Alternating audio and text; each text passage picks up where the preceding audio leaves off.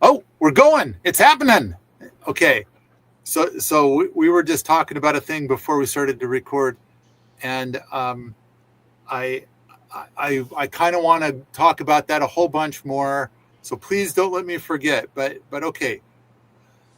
For all of the events that we have here, when people are here, I get more people wanting to talk about details out of my Permaculture Thorns book than any other topic. And the second most popular topic is rocket mass heaters, and the third most popular topic is my philosophies around horticulture, I think.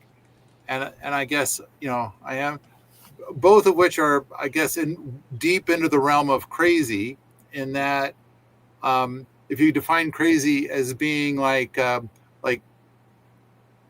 there's normal, which is going to be a majority, like 60% of people do a thing. And so then you're just weird if you're part of the minority. But I think that crazy is going to be like if you're doing less than 1%. And so rocket mass heaters, my horticultural philosophies, and of course, community living in general, I think those are all going to fall into the realm of crazy. I mean, how many people wish to live in community? I'm going to guess it's well under 1%. Does that seem fair? But silence means agreement. I think my anecdotal collection of like chatting with people, because I always try to like chat a little bit about permaculture stuff, and one of the things, like you said, Paul, is community. Maybe it's 2%, right? Of like 2 out of 100 will express that wish, even if they're not doing it right now, aren't building whatever chops or skills are necessary for living in non-familial community, or even familial community for that matter. But yeah, like roughly speaking, yeah, I'm happy with your 1%. Mine seems barely any different. I think community is going to solve a lot of problems. At the same time, and this is something not in Thorns, I think that the poison on community, at least here in the United States, is everybody is taught fierce independence. And the idea of living collectively is regarded as a negative, a powerful negative. And in fact, Kate and I recorded a podcast when she was here. Thank you for taking me on my old man walkies and recording podcasts at the same time. And I think we explored. I think I named this fictitious person Waldo, and Waldo desperately needs an independent life. And I don't think any of the story of Waldo is in Permaculture Thorns, but it is a powerful component. All right, Kate, were you saying something? Yeah, I think there's a couple of groups of people that I know, if they're so college students, that's a kind of community. And also, I have more friends older than me right now, so I think a lot of them are considering, like, I wish there was a better or a more affordable or a more appealing, what we used to call an old folks home, but basically a senior community that scales in how much help you're receiving with your day-to-day living. And that is also community. So I know a lot of people who are interested in those kinds of communities, and don't necessarily, they're not framed as an intentional community. And so they don't say, oh, I want to join an intentional community, but they want to join those things, which are similar. And in addition to people who don't want to join an intentional community, they also, I'm hearing a lot of people say, I wish I had more community in my life, even if not in my house. I wish I was part of a in-person community in a way that I'm not right now. So it's not exactly the same thing. So I think at 1% is still accurate for people who are like, I want to join like an intentional community, like using that frame of reference. I recently read the book House of Sun, and I'm going to guess I'm the only person who read that. It is a giant book, so if you get it on Audible and you use 1 credit, you get a great price per pound because it's huge. It's just enormous. And the book, I didn't realize what the book was about when I started it. And the first half of the book, I'm kind of like, what the hell is going on? What is this book about? Where they go? And where it ends up is like the answer to all problems is living in community in Montana, not just in Montana, but basically right. In fact, I was driving down the road listening to the audiobook, and I saw signs, like I saw the Tarkio sign, and in the book, the woman says, "So I pulled over at the Tarkio exit," which I was driving by as she said it. And it's kind of like, anyway. Wait, I'm sorry. Which book are you talking about? I believe it's called The House of Sun. Is it a fantasy book or is it a realistic book? It is fiction. Right. I think because there's a 2008 science fiction novel by Welsh author Alastair Reynolds, but I don't think that's what you're describing. Let me. I'm trying to look it up here real quick. Wow. Maybe what I had to do is go out to Audible and see what you listen to and find out for sure what it is. Because it's described as an epic space opera, so I don't think Montana is part of it. That is not it. Okay. That is not it. Oh, there's a House of Suns.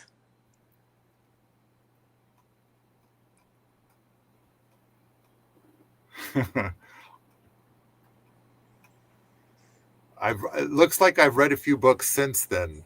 It's called Sun House by David James Duncan. Okay, Sun House.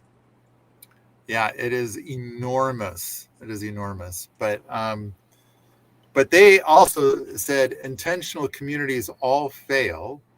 So therefore, what we're going to do, we're going to call it a menagerie. Now, this particular author explores philosophy a lot. Mm-hmm. And so this is the same author of The River Why, which is kind of like, let's mix philosophy with fishing. So not to be confused with The River Runs Through It, which is about Missoula and philosophy and fishing. All right. Got it. Okay. And so the whole concept of let's not call it an intentional community and instead call it a menagerie, I think is big and good and delightful. I want to start off by reading a thing that somebody posted to the thread, and Andreas has got. Oh, look, Andreas found the picture of the book. So somebody posted to the thread, and I said, "Oh, Andreas, I want to read this at the very beginning of the Smacky," and it's like this person posted to say, "I bought this book this morning and read the whole thing today." It's like, wow, that's I think that's a pretty good sign if you read it all in one day. I don't know anything about. Or I didn't know anything about Paul Wheaton yesterday, but now I'm a big fan. And of course, I love hearing that. I think I would reread this later, when I need a boost or something. I have been running residential wilderness programs, i.e. community, but not quite, for a few decades. Paul's ideas mesh with what I've learned experientially. But I also learned a bunch from his vast experience. Ooh, thank you for calling it vast. I love the book. We'll be recommending it to our students and rereading it soon. If you're interested in how communities function in the real world, this is a must read. Thank you, Paul, for putting it out there. I got to say that the reason why I wrote the book, every once in a while, a few of us sit down and talk about okay, what might be our next big project, our next big Kickstarter. And then this book gets brought up and I say,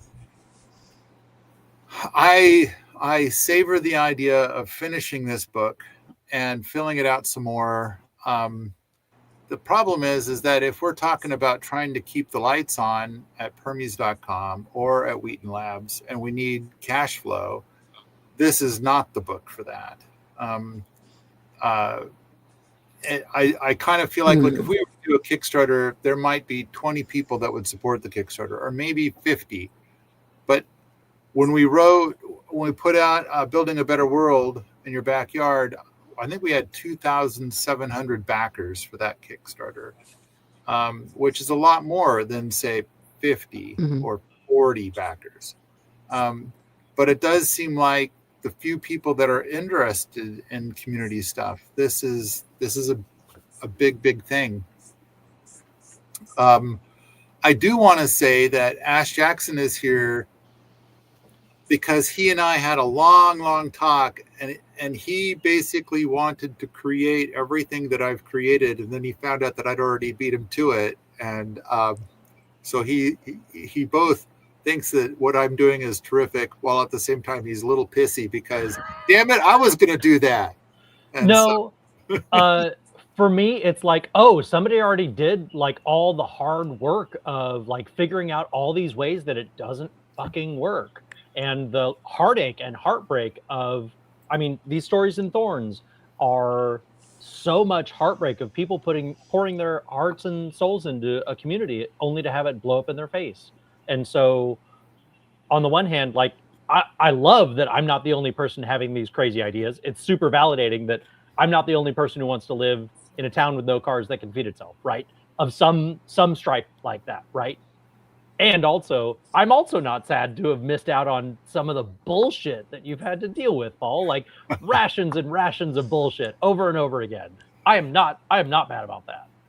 I think that my experiences with trying to help people form their own communities years and years ago, it was profoundly enlightening.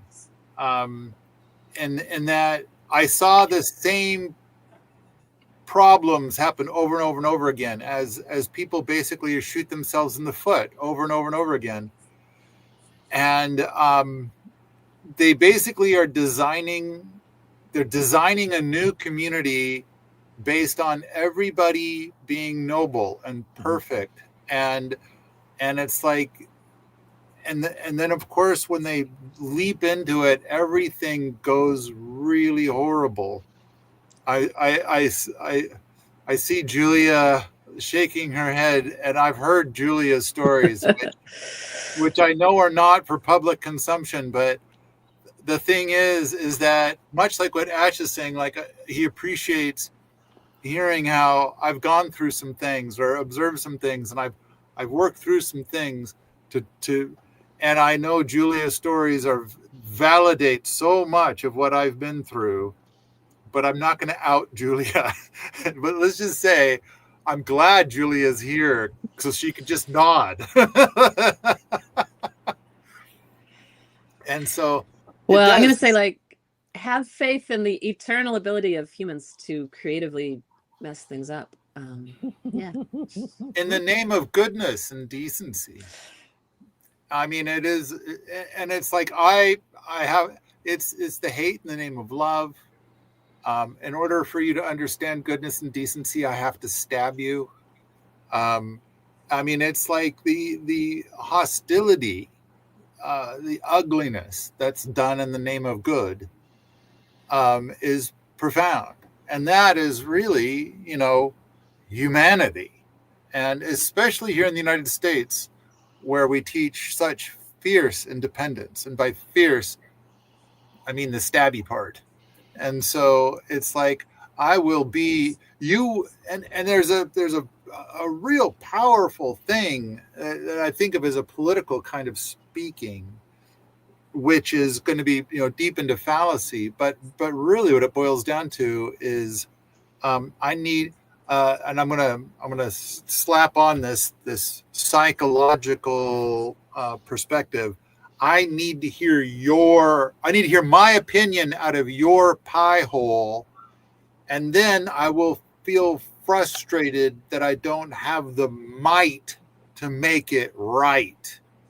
and that is the foundation. And do I mention that in Thorns? I might. Yes, you do. Okay. Not only And a do I believe, psychiatrist said good things about that. Or yeah, psychologist, I forget. right. People who are experts in psychology then gave me feedback of like, oh no, that is perfectly accurate. And they even had thoughts to expand on it further, which I thought was profound. I think I shared that as well. And it's kind of like, okay, so how do we build community despite that? And so Permaculture Thorns and all of my stories since I wrote it don't have a solution. But I do believe that I'm closer to a solution now than when I wrote Thorns. And I believe that, and Andreas reminds me of this every day. Andreas and I work together every day, and he says this to me every day, that, and he could pop in here if he wants to, but he likes being behind the scenes. But Andreas, I welcome you to be part of our little group here if you want. But basically, the challenges that we have as society, and people that are younger than all of us or older than all of us, are all like, how am I going to get this to work? I need a place to live, and I need a place to live, but it's being priced out of my ability. I just looked this up the other day. The average price of a homestead in Montana is now $1.6 million. And this is also another thing that I don't believe I've mentioned in Thorns. But what I've observed is a lot of people who are drawn to the beautiful, glorious magnificence of homesteading and permaculture. And in order for them to do it, they have to put down like $500,000 as a down payment on their dream homestead. And then they take on $1 million mortgage. So then they have to keep working 50 hours a week at their working job. And they have a 10-hour commute because they're so far away now. And then all of their homesteading and permaculture is done starting at 4 a.m. and they get a little bit done in the morning. Then they go to work, and then they do a little bit in the evening and all weekend. So they're putting in these 100-hour weeks. And another piece of it all is that maybe I can get my homestead to produce enough income to cover the mortgage. So that way I'm not doing the working job anymore. I'm a full-time homesteader. Only it is brutally painful when they start to try to do that, and the amount of money that they get is, instead of being like $5,000 a month, which is what they've hoped for, it's closer to $300 a month, maybe even $100 a month. Hey, Samantha, how's it going? Huh? You know, you're raising a lot of sheep and you're raising those hogs and so many chickens and geese and you've got land and you've got relationships with your neighbors that are really good. Yeah, I don't try to make money though on the land. I have tried that, raising animals and vegetables and all kinds of things, trying to make money, permaculture, but I don't anymore. To me, the value of the food, the best food that I can produce for my family, is the value. So instead of trying to raise food and compete in the market to sell, I can't sell meat, but I could sell live animals. But what I put into them is for me to have the highest quality food. And most people don't want to pay that level. And so some people do. And I do a lot of trades with neighbors. but I'm not trying to pay the mortgage with farm animals or anything else from permaculture, because to me, the value of the food that I produce, the highest quality is what I want. And I don't want to try to convince somebody how valuable that is. So I'm just doing it for me. The thing is that I think to get the fierce independence, then people burden themselves with, I will work harder. And now we're entering into an era where a lot of those people who have extended themselves out and they're working 100 hours a week, suddenly they lose their job. Or I imagine that there's a lot of people that are watching this recording right now, and they are kind of like, I'm hanging on to my job by a thread, and I think I might be the next to go, and I won't survive this. But I think that the solution really is community. I mean, I feel like I've put together the Gardening Gardeners program, otherwise known as the boot camp here. And I kind of feel like those other people that I was just describing, they're doing homesteading and permaculture, but they work really hard at their worky job, and they work really hard on their homestead because they desperately need the homestead to pay the mortgage. And it is like, you have to make it work. And they're just forcing themselves to pound, and they got to pay for all that fucking gas. And they need those vehicles to be reliable. And so therefore they need to take on more debt to get an extremely reliable vehicle because they're putting in so many miles. And it is tough. It is hard. I feel like the boot camp, and a few of you, well, actually all of you, have observed the boot camp firsthand. And I think that the boot camp is easy and delightful. Like, you don't have to, you're not paying any mortgage. You don't have to come up with money to pay for food or shelter. It's more like you've retired and you're puttering. And I do want to say, I think it's a bit like what Jacqueline Freeman describes in the Song of Increase, where all of the honeybees in the hive, they're just puttering. They do a little. They each contribute a little bit, and as long as everybody else is contributing a little bit, everybody's happy. And so then Jacqueline, in her book, describes how she and her husband no longer have arguments about whose turn it is to wash the dishes, because as long as everybody's doing stuff at the same time, I think when we do the permaculture blitz here on Sunday mornings, it's a great example. For 1 hour, everybody tries to improve our nest, a little cleaning, a little mending, a little whatever, but everybody's doing something. And then because of that, it's like there's no resentment. Now, I do think that in Thorns, I talk about how resentments are a poison on community. Okay, good. All right. I feel like... And in at least 100 other podcasts. Okay. Maybe. Okay, good. I feel like I'm all over the place here, but I do think that I want to say Permaculture Thorns is a thing that I wrote because I had things I needed to say. Mm-hmm. And I kind of embrace that very few people will actually read it.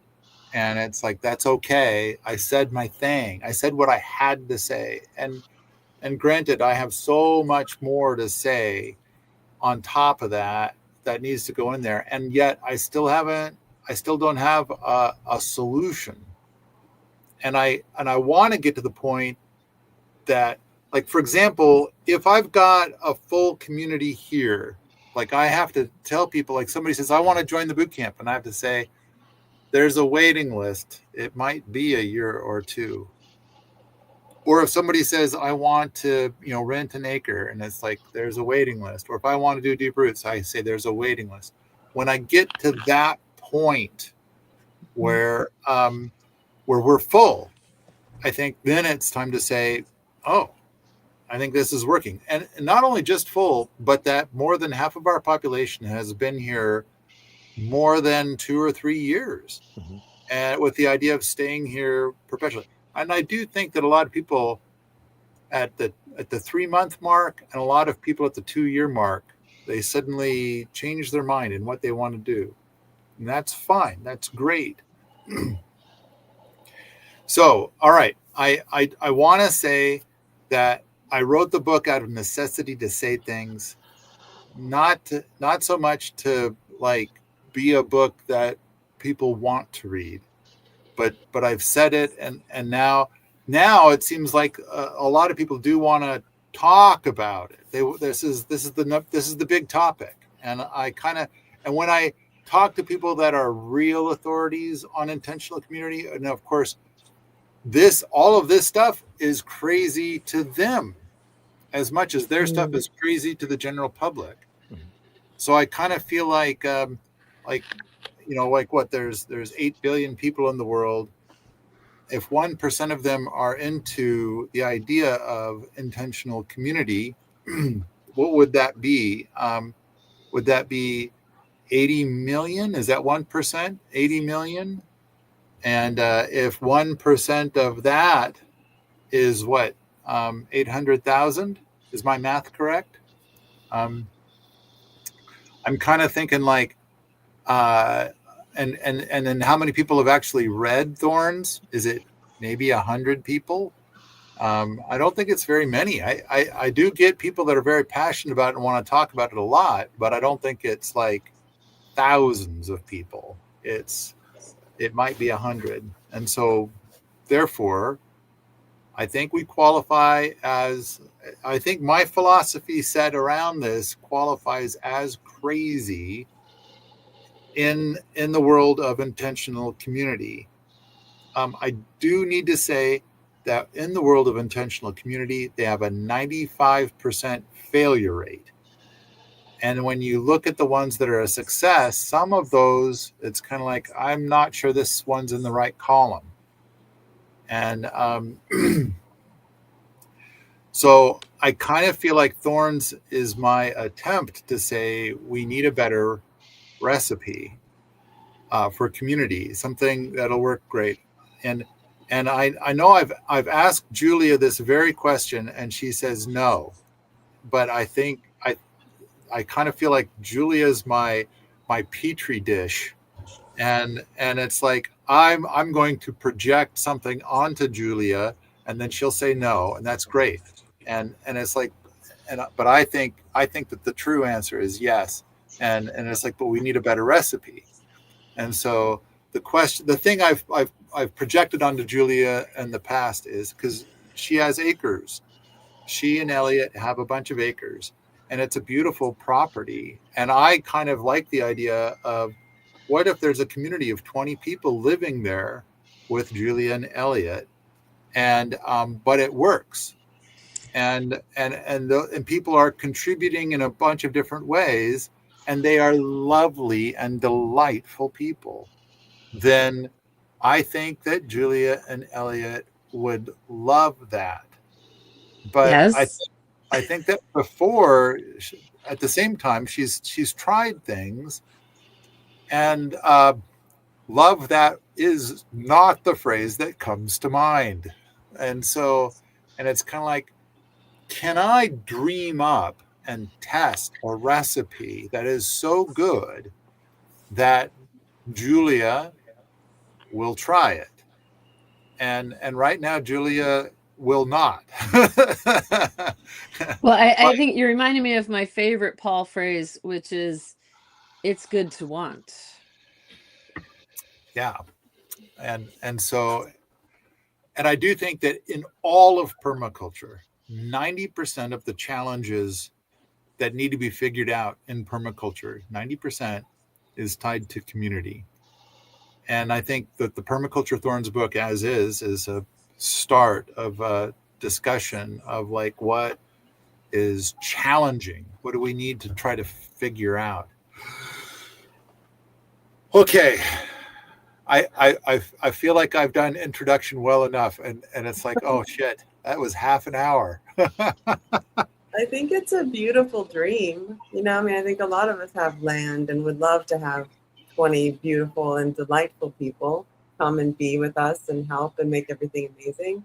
But the risk just seems so high. Like one person not being beautiful and delightful costs too much for me to take the risk. Like I love the idea of having people come and live on my property and plant trees with me and live a beautiful permaculture paradise life. But I can't take the risk. I can't afford it. So I go alone.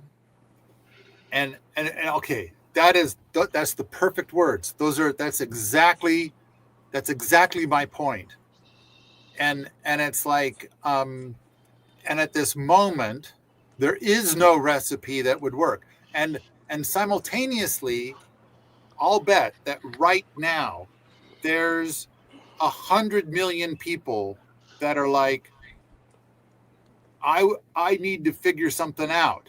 I need to figure something out because I'm either in college right now and I'm realizing I'll never get a job, or I have a job and I realize I'm about to get canned, or I recently got canned and I can't get another job.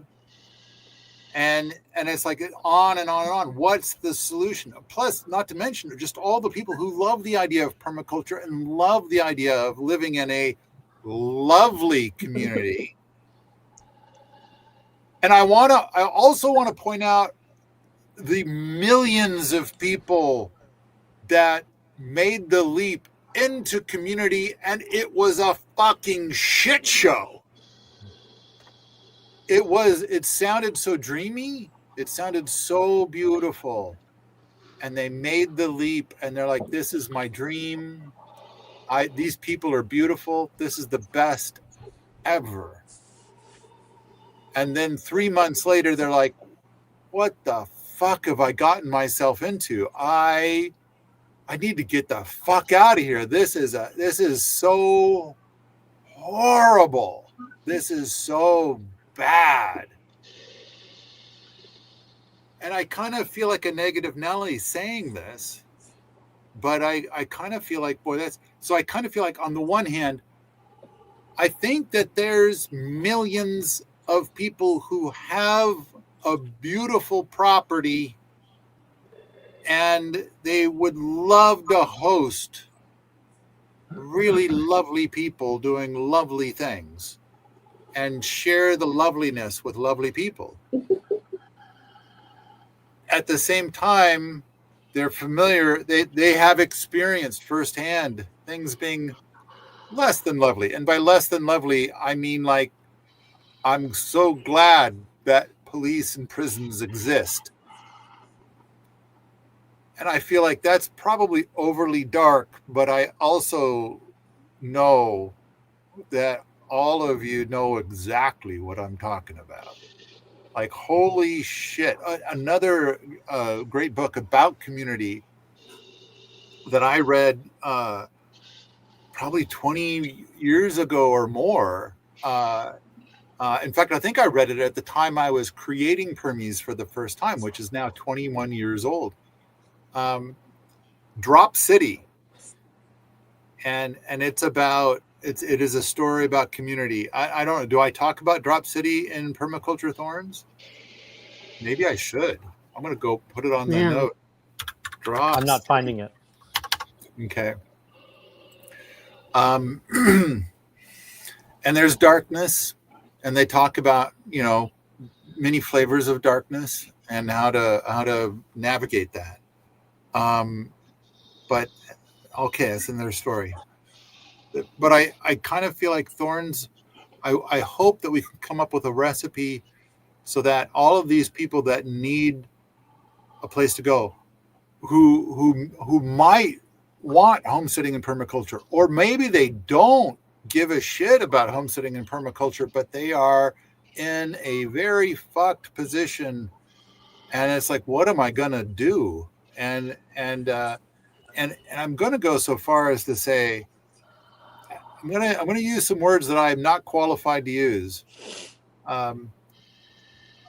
Depression, suicide, and it's because the way that our system is wired is like, you are just that fucked. Homelessness, and I kind of feel like what a lot of people are saying, what do I do? And they're turning to the conventional solutions of go get a job. And it's like, that's not exactly panning out. And it's like, okay, I'm going to go work at the Burger King or the McDonald's. And it's like, yeah, everybody else had that idea too. And so those aren't available anymore. Well, I'll work anywhere. I'll do anything. And it's like, because I've been without a job for 3 months now, and my whole life is imploding. So there's people, and they need something. And at the same time, there's people who have land, who have homesteads, and they love loving people. And it's like, but they also know that this is how you get killed, and other deep, dark dramas. And it's like, okay, Permaculture Thorns is an attempt to come up with a recipe to be able to bring these people together, to bring good people together with good people. And it's like, and so what does that mean? How is that designed? How does that work?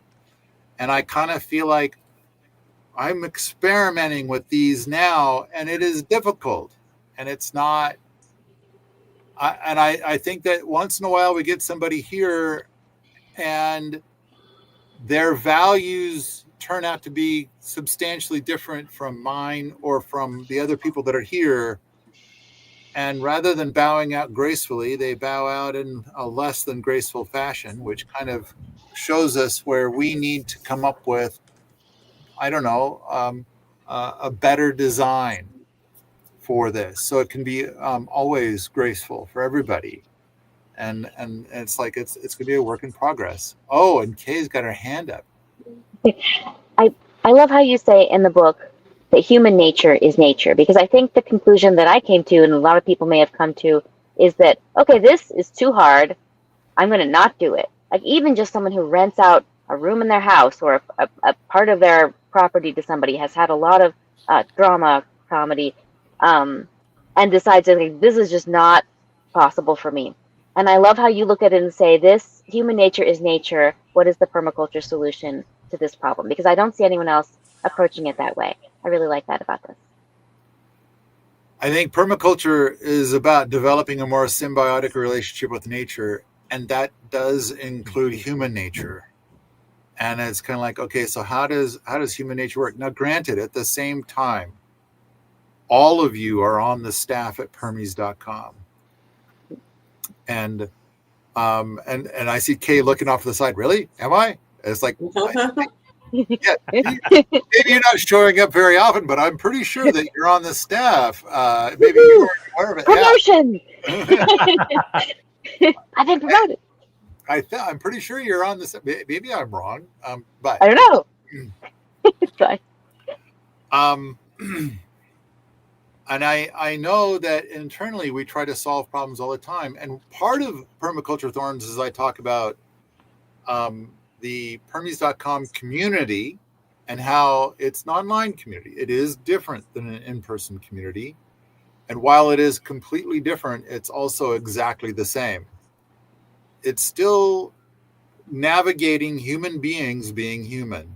And I do think that there are times within the Permies.com online community that there are some people where we can't get it to work. And they're oftentimes extremely hostile, and they very much tell us what to do or think or say. And we try to work something out. And their idea of working it out is that we just simply need to be obedient to what they're telling us. And usually that's different than what we do, how we go about things, or what our values are. And so it ends up not working out. We also talk a bit about how apparently one person in 4 or one person in 5 is in strong need of professional mental health care, and we are not professional mental health care providers. And so it leads to a scenario that we are unqualified to figure out what to do. And at the same time, we've got millions of other people who are depending on us to figure something out. So usually we're kind of like, okay, that we're going to have to end this relationship in order to be able to move forward with other relationships. So these things do copy and paste over into how to build community, how to, and it's kind of like, and I kind of felt like when I wrote Permaculture Thorns, part of it is I kind of needed the other people that I'm going to be living with to understand what I'm trying to do. So, and it is a challenge, and from the perspective of the Permies.com staff of this giant community, we had last month or the month before, we had 33 million unique visitors.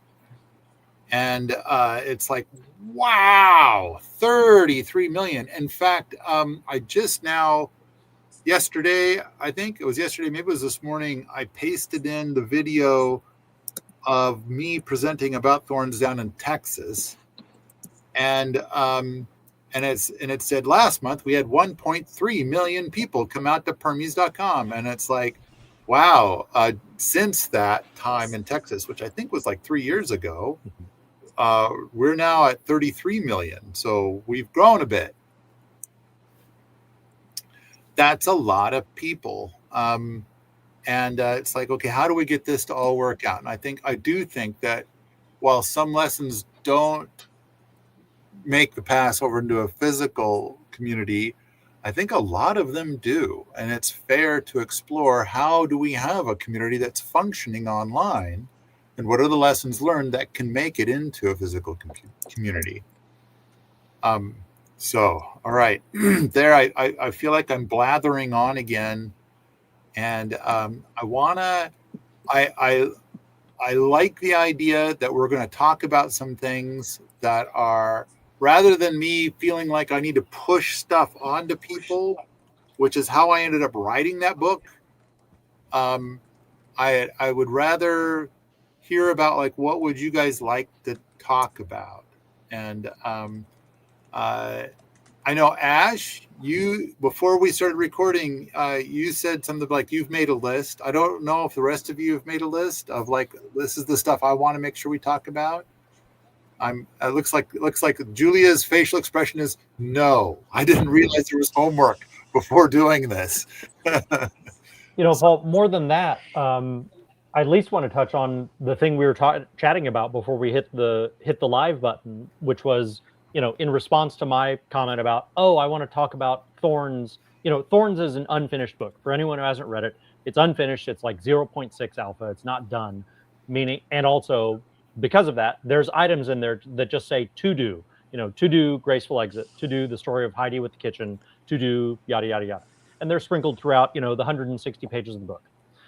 And to give Paul the heads up of the things I want to talk about are the to-dos that aren't more stories, because like you said, Paul, you've got stories, Julia's got stories, everybody's got stories who's tried this in any shape or way. And the more stories will just be more and more on the pile of that. This is what led us to this conclusion that there's a problem, and to then try to solve the problem. And here's what you've done so far, Paul, to try to solve the problem. And then I thought you said something really great. You said, I think I got this right, I'm paraphrasing.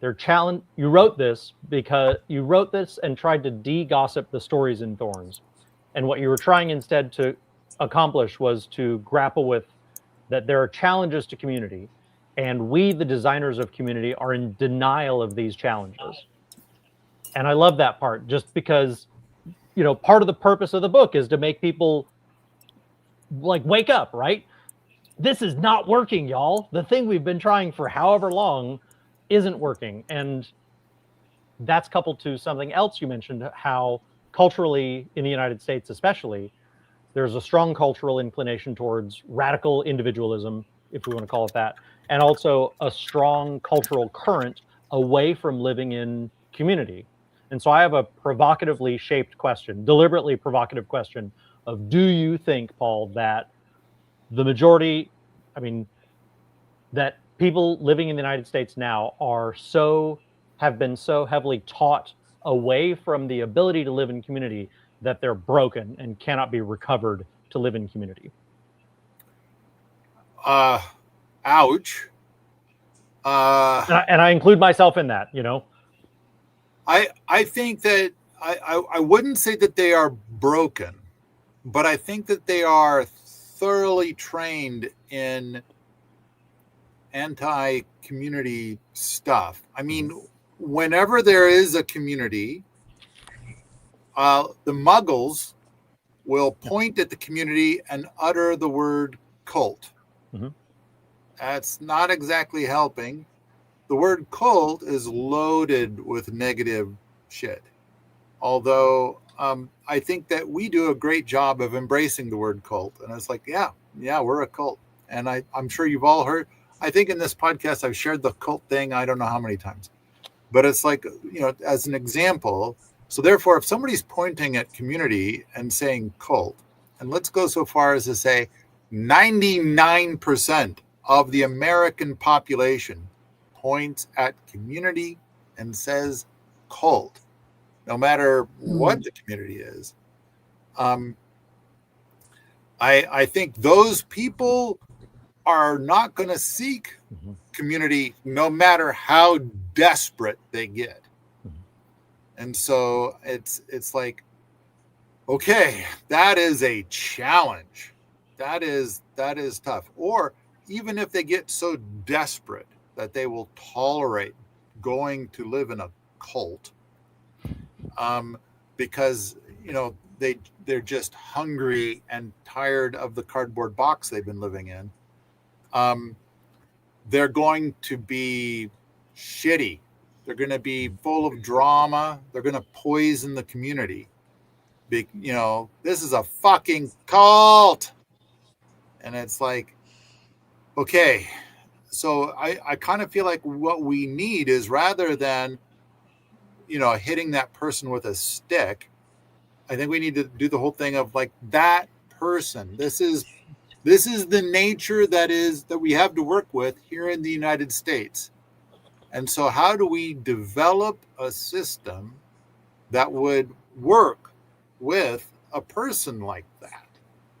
And it's like, and that's kind of what the Permaculture learns. But so, all right, your words were something about, are we broken? Are we too broken? Or are most people too broken? And it's kind of like, I don't think broken's the right word. I think programmed could be a word, conditioned. Yep. And it's kind of like,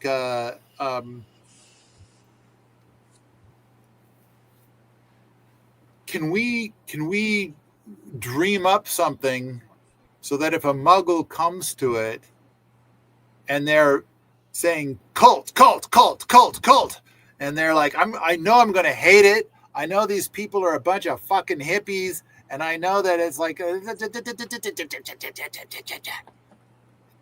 can we do something in such a way that we bring a person in like that, and in a couple of weeks they stop saying the word cult and their hostility washes away, and they start to realize the dream that we have, the dream that we wish for them. That's kind of where I'm at with the Thorns book, is like, how do I get there? And part of how you get there is we got to be able to see that there's a person wagging their finger in our general direction and saying cult over and over and over again. And it's like, and yet that's the person we're going to work with. And it's like, okay, how do we get that How do we do this? How do we pull this off? So, did I answer your question, or am I just babbling? You did, and I appreciate the answer very much. That in your answer, it connected to something else in Thorns that I appreciate, but I don't want to hog all the time either. So if somebody else has something, please stop me and jump in. And if you don't, then I'm going to continue. The other thing you said in Thorns, I can't find it right now, which bothers the shit out of me. But you're talking about how when we ourselves come into community, we need to recognize our own nature is to bring that obey or else, right? It's in our dana, right? And we have to recognize that about ourselves, acknowledge it, and then set it aside, and instead make those intentional choices to build community instead of destroy community. So I hope that I say in Thorns, it is easy to destroy community, and it's almost as easy to build community. And intentional community, it is the intent to build. It is the intent to build the community. And some people, I'm going to change that. Most people, nearly all people, don't have that intent. And so therefore, being in community will effectively be poison upon community. And I kind of feel like a big part of all of this is going to be the people that exist in the community need to be able to also understand that a new person's going to show up and they're going to be full of obey or else. And they're going to command that everybody has to be obedient to them. Now that I'm here, this is the way things are going to be. And all of you are doing it wrong. And now that I'm here, I will teach you how to do it right. And whenever I talk about obey or else, those same people point at me and saying, that's exactly what you're doing, is you're saying that. Obey Paul, or else you get kicked off of Permies or get kicked out of the community. And it's like, fair point, because I am. That's exactly what I'm doing. And so I'm saying, so part of what I try to do is I've put out 750 podcasts. And so I'm trying to express to people like, okay, if you come here, you kind of can get an idea what it'll be like. I'm not saying you have to listen to all 750, but if you're concerned about it, are you wasting your life coming here? You might want to get an idea of what my values are, because I'm the guy that makes the decisions. Which is, I think Thorns is a big part of it is like, rather than having group decision making, it's going to be, I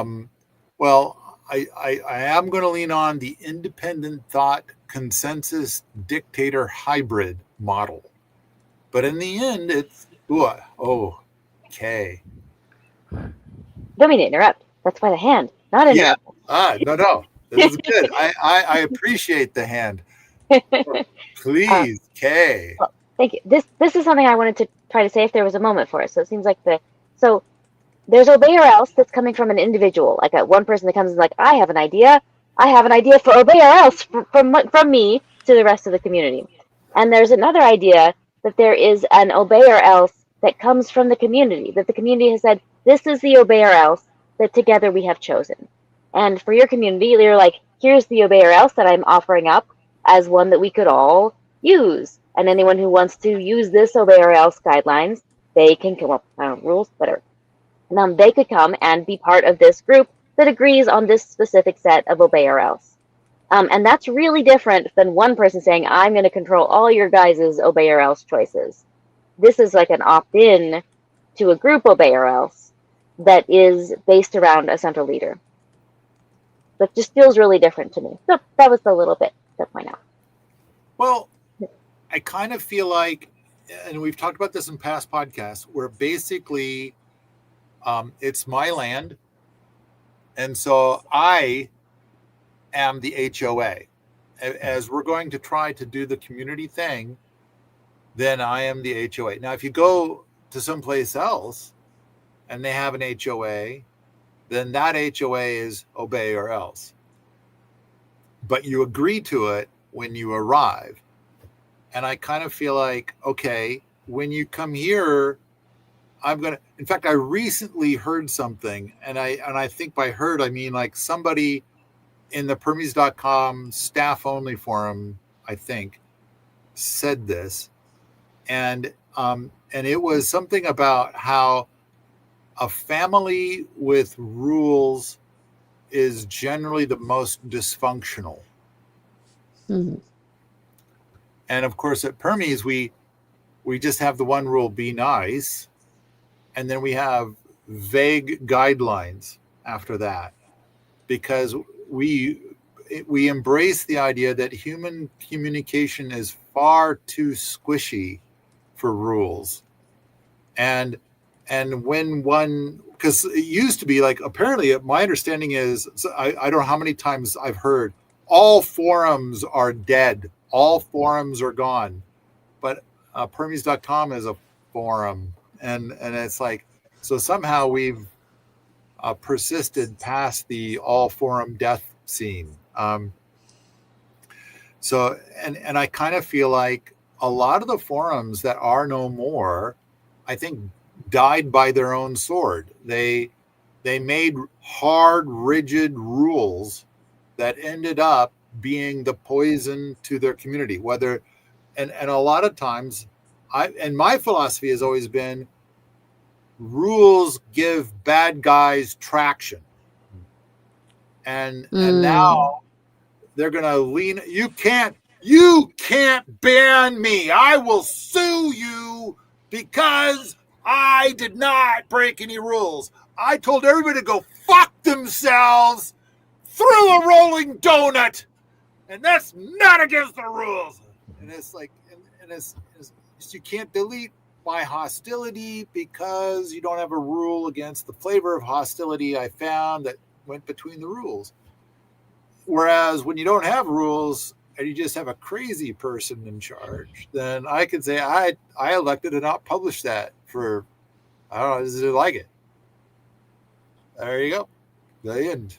If you don't like it, I could always lock your account. And so the lack of rules. In fact, I have children. They are adults. And when they were small, I tried to make some rules, and I am actually proud of my children for being so creative to commit evil that squeezed between the rules.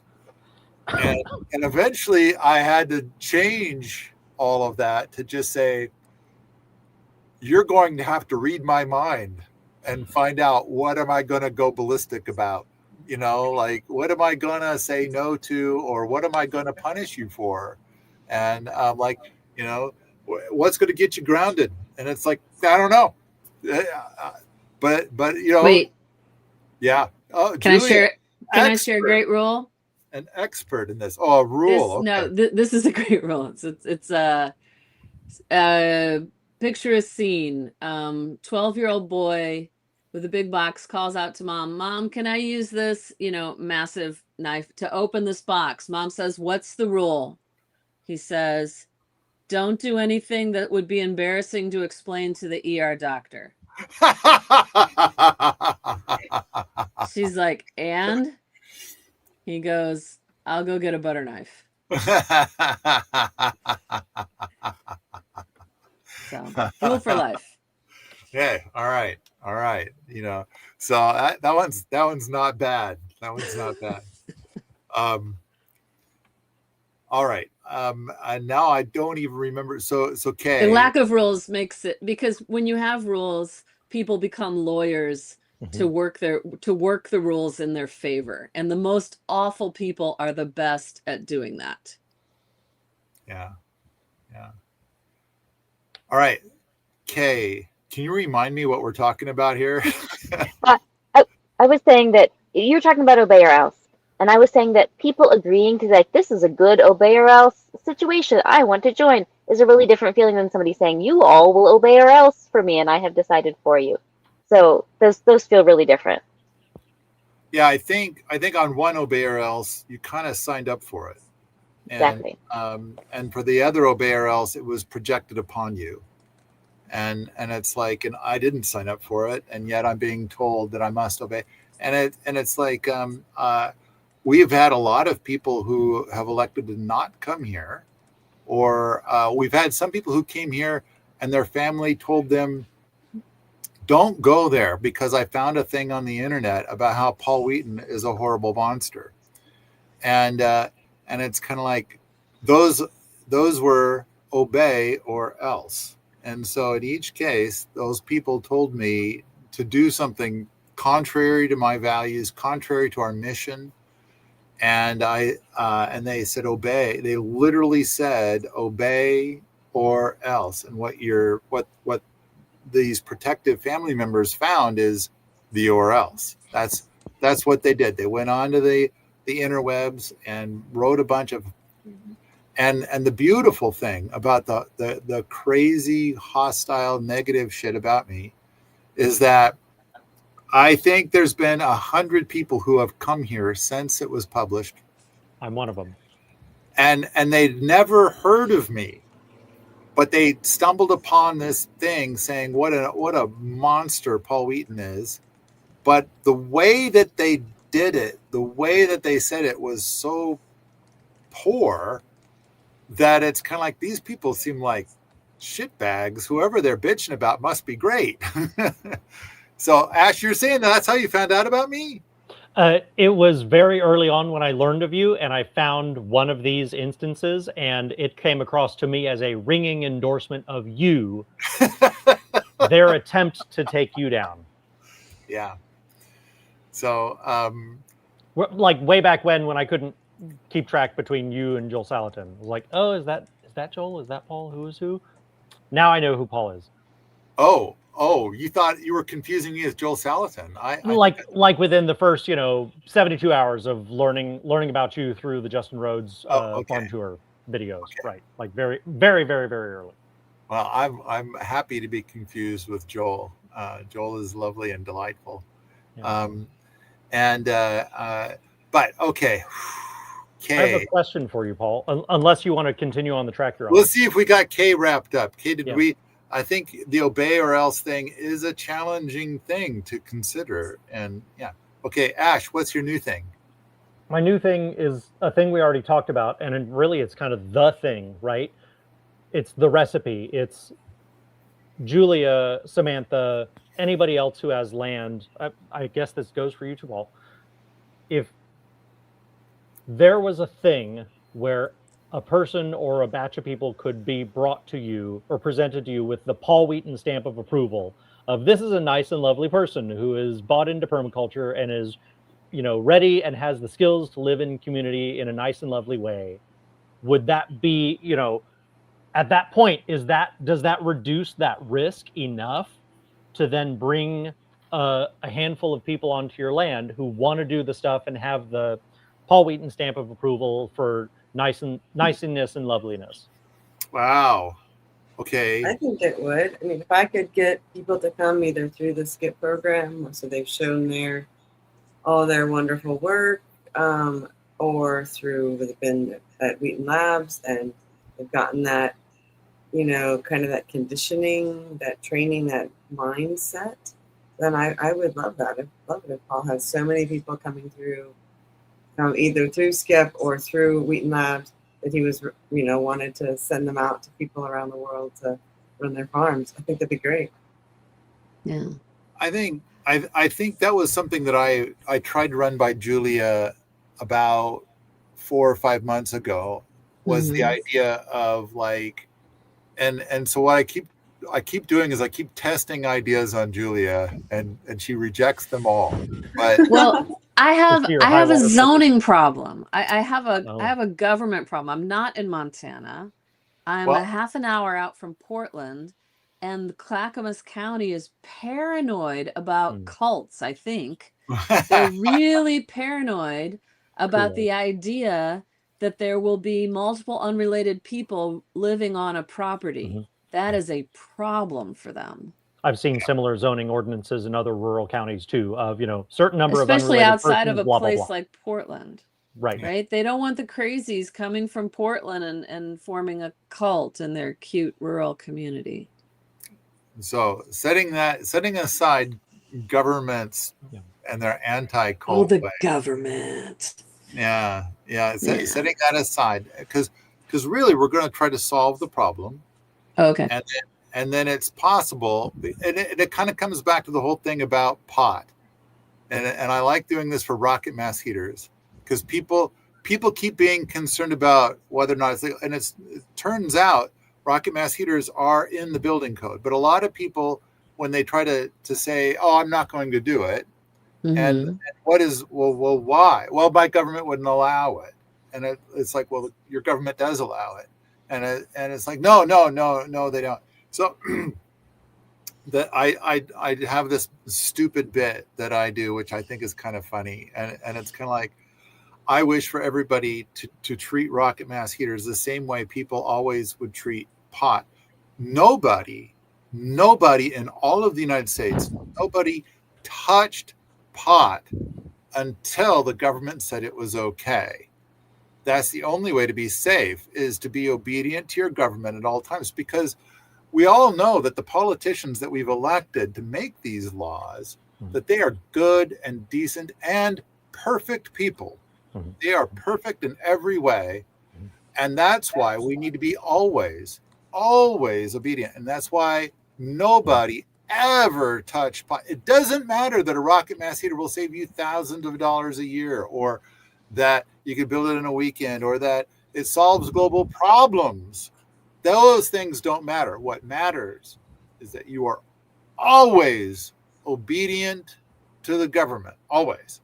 Now, of course, I also know that several people here, as well as several people that are watching, listening, they've gotten the brunt of like somebody, the government coming and fucking shit up at your place because of laws that actually exist, or even laws that don't exist, and all of those struggles. But that's, in the meantime, I think that a big thing is to try to come up with solutions. And the actual reality is that when enough people were consuming pot, and it wasn't me, I've never touched it in all of my life, which I know sounds like now I'm super crazy, because I imagine everybody else on this call and everybody watching has enjoyed pot very much, and I've never touched it. And I got my reasons,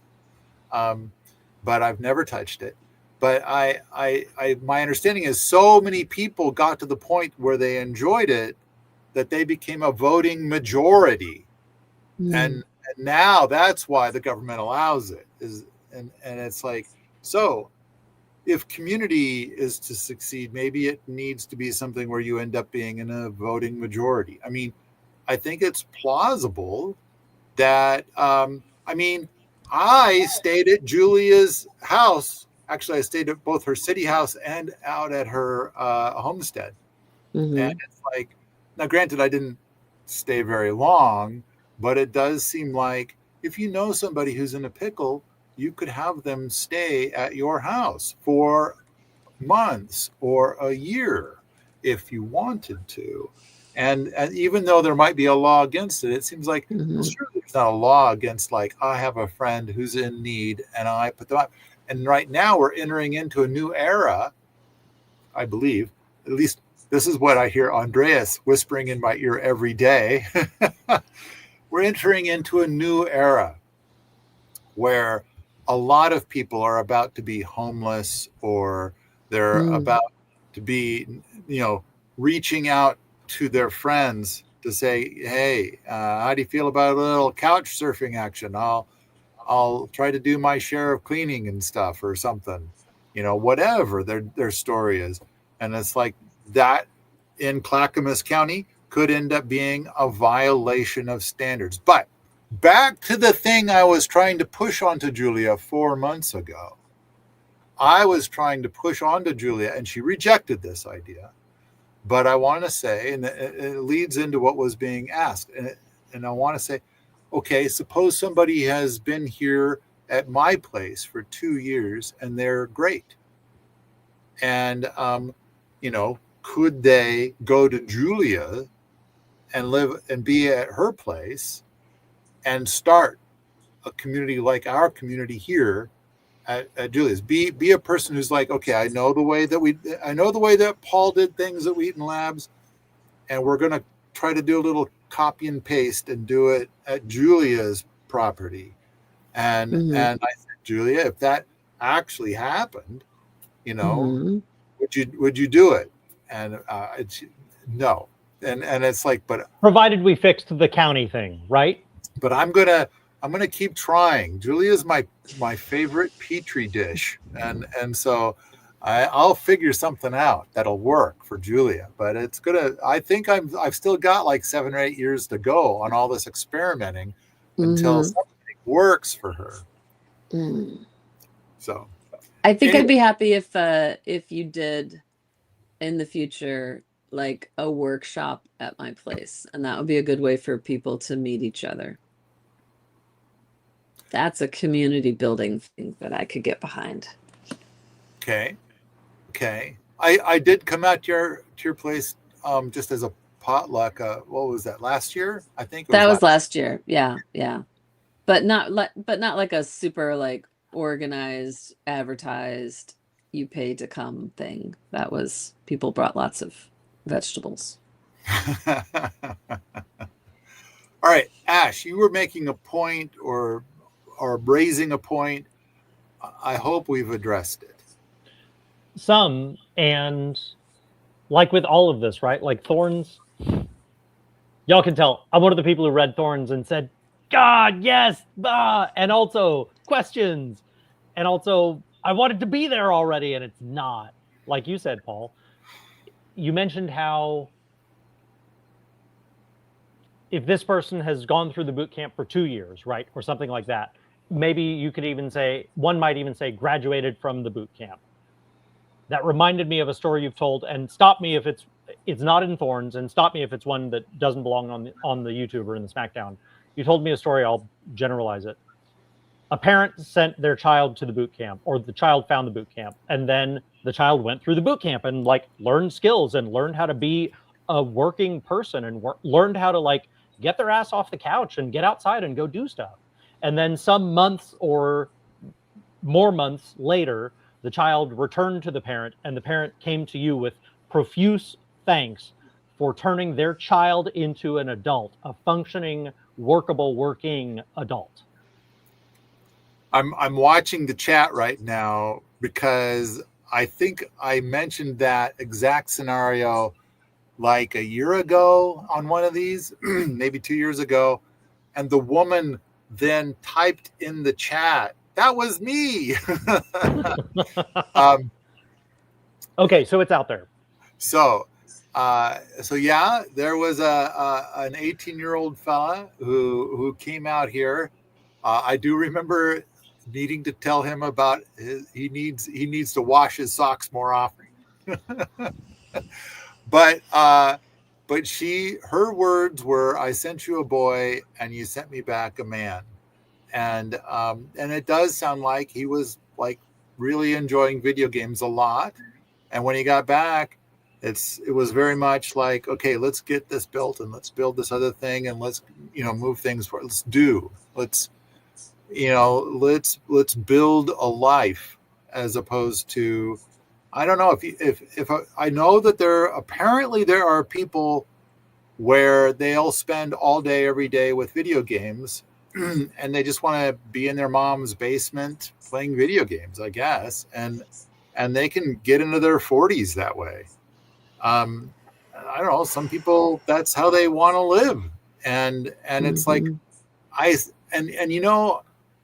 I kind of wonder if some of those people that are, let's say, in their 30s and they've spent the last 15 years in their mom's basement playing video games, I kind of wonder if they get tired of it. And they get to thinking like, I wish this was not me. I wish I was somebody else. Mhm. I love the idea that those people would come here, join the boot camp, and the boot camp is easy and delightful. And then they will love who they are here 1,000 times more than who they were. I savor that. And I kind of feel like it is a giant function of this design. I feel like there are a lot of people where they feel like their lives are empty and gray, Right. and that they value themselves to be about zero, and they have strong feelings about, why do I even exist? What is the point of me existing?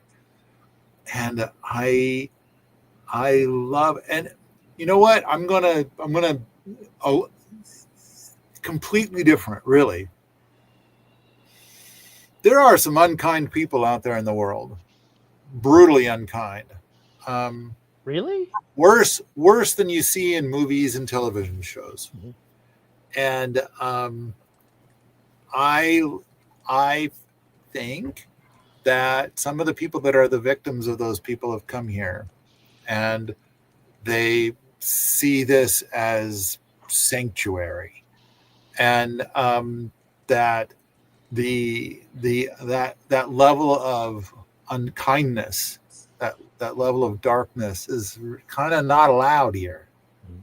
And when it pops up, we send it down the road. Mhm. And so I kind of feel like, I think that we have become a bit of a space that is a safe haven for people from ultra dark. And I hope I'm not speaking out of turn when I say that, but it's like, I do think we've got some people here that are very long term, because they're just exhausted from Hmm. the darkness that's out there. And I kind of feel like there's a bit of like, can we have nice things?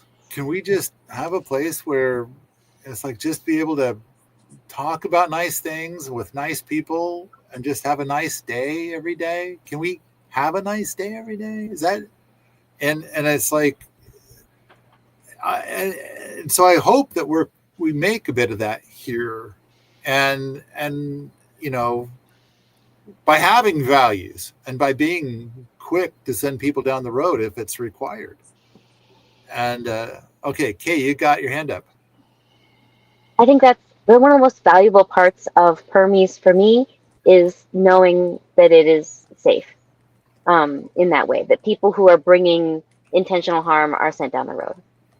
Um, and I think if more people knew that the boot camp was safe in that way, it's really, really hard to look at something and know that it's like that, because everyone's going to say, oh, yeah, we're great. But how do you know? And it's really hard to know. So I think for the Yeah. intentional community, it's going to be like, well, here's the literature, here's the marketing. How do I know? Like, moving out there is such a big thing, and it's a big risk. And I think that if more people knew, I've been to your place, what, 3 times, more time? I don't know. How many times have we been out there? 3 at least. It's lovely to come out. But I always notice how safe I feel. And it's really hard to quantify that. It's really hard to put it in the media, or just to tell people that it's safe, and then have it be something that somebody can look at and be like, oh yeah, I can tell that's safe. It's hard to know, but it's really valuable. It's a wonderful thing. Thank you. I and I kind of feel like too, on Permies.com, the online community, I think all of us, all of the talking heads here now, have worked hard to make it a community that is welcoming and open and for pleasant folks. And we we remove the hostility and lock out hostility pretty quick. And so I think, you, the staff, have seen us do that. And then in the meantime, a lot of hostile people show up. How dare you delete my golden poetry? How, you can't do that, and, whatever else. It's just a different value set. So, not terribly safe for hostile people, I guess. well, Maybe it's a perspective. I think that those hostile people, those brutally hostile people, that they might be lovely and never hostile with a different set of people. And we're just not a match. And so we're looking for a place for gentle souls based on our idea of what a gentle soul is. And it might be different than their idea. And of course, they're saying obey or else. They're saying you have to adopt my idea of a gentle soul, not your idea of a gentle soul. And that's where it all falls apart. And it's like, well, we got our way. And it sounds like you're saying it's not a fit for you. So goodbye. And somehow we've grown to 33 million people. And it's like, and my understanding is that our size is currently about 2% the size of Twitter right now, which I think is like, oh, wow, that is wacky. Okay. So we have a value set here, and which I think is, of course, the same value set that we have at Permies.com. And they are correct that our definition of gentle souls is different than their definition of gentle souls. And so we are not a universal solution. At the same time, I kind of think that with Thorns, the thing I'm trying to put together is a framework that could be applied to 100,000 different homesteads. And granted, each one will have a different value set. And then people can figure out which one's the fit for them. In the meantime, I do desperately need to complete this project, to complete this experiment. And so, and granted, this is experimenting on human beings and all that implies. And so, but I kind of feel like, and Andreas tells me every day that the boot camp is about to fill up because of problems in the world right now. And so I'm looking forward to that. That means that when the boot camp is full, because now we've changed the rules for everything. We've changed the rules for Deep Roots, Ant Village, all the other things. The only way you're allowed to do Deep Roots or Ant Village or any of our other programs here is after 6 months in the boot camp. Now, we used to say like, oh, if you read Thorns or you listen to a certain number of podcasts or something, and it's like, nope. Because we need to kind of get an idea of how, of do you fit with us? And there have been some people that made it here a year and a half, but they were not a fit. And so the relationship was ended. But generally within about 6 months, we've got a pretty good idea of, is this person a fit for this community? And in order to be able to do these experiments in community, we need people. And I don't know if this is a thing that should ever be put in Thorns, but one of the things that we're about to go into winter, and I love the idea of our community being full through winter because we do the half-assed holidays, and I know that the people that are here now are talking about being here through the winter, and they are very excited about let's do the half-assed holidays full on. And so it sounds like this is going to be our best winter ever. We have had some very wonderful Christmases the last few years.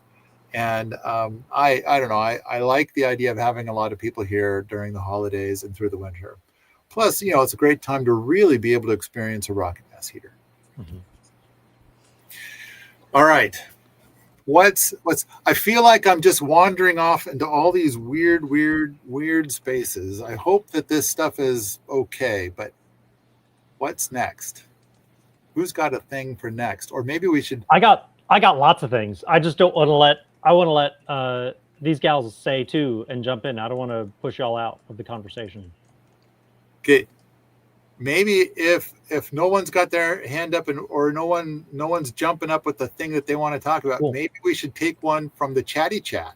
Yeah. There was a question. Somebody said, what do you do in a situation where somebody's saying obey or else without being, he says Kindness snark and or not snark judgment, and but there's a judgment. lot of other options.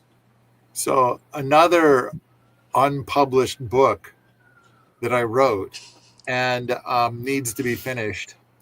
I think it's The Evil Scientist's Guide to Mind Control, which is a book about fallacy. Mm-hmm. And the funny thing is about fallacy is that I mean, Thorns gets into this some. I believe so, a little bit. Yeah. But the funny thing about fallacy is that I think when most of us are trying to talk about fallacy, we're trying to resolve conflict. And at the moment, the conflict that's on the table is a sentence or a paragraph, and it's riddled with fallacy. And so how do you unravel the fallacy? And in the book, The Evil Scientist's Guide to Mind Control, we basically present the book in a funny way to say, this is how you can control the weak-minded. Because that's basically, fallacy is deceptive argument. And it's kind of like, so really the book started off with the idea of like, how do you mitigate deceptive argument? How do you mitigate fallacy? And then the funny part of the book is, how do you deceive chumps? And in a way, it's kind of like, it's the same thing as a Jedi mind trick. These are not the droids you're looking for. And it's like, these are not the droids I'm looking for. And it's like, how did that happen? And it's like, it's amazing how powerful fallacy is. And of course, it's the language of the politicians. And so if we choose to move forward, if you choose to be an engineer, if you choose to build something, you cannot build out of fallacy. And so it's kind of like, okay, so then there's the whole thing of like the low road, which we cover in the book, which is snark, versus the high road without snark. And so we do cover a lot of that in that book. Now, how do you do it? And there is the word judgment. And I want to say, and I don't know if I talked about this in the Thorns book at all, but it says, how do you do this without judgment? And I say, you can't do it without judgment. You do talk about judgment. I think anytime anybody uses the word judgment, like, hey, don't judge me, or can you do that without being so judgy or judgmental? And I think the underlying message is, I'm going to try to fuck you over, and I need you to just be cool with that. I need you to disable your judgment so I can fuck you over without you making a big drama thing out of being fucked. And to me, that's what I hear when I hear people say, don't judge me. Don't be so judgmental. Be a dumb fuck. Just be submissive. Be obedient. Can't you be like all those other chumps I was able to fool?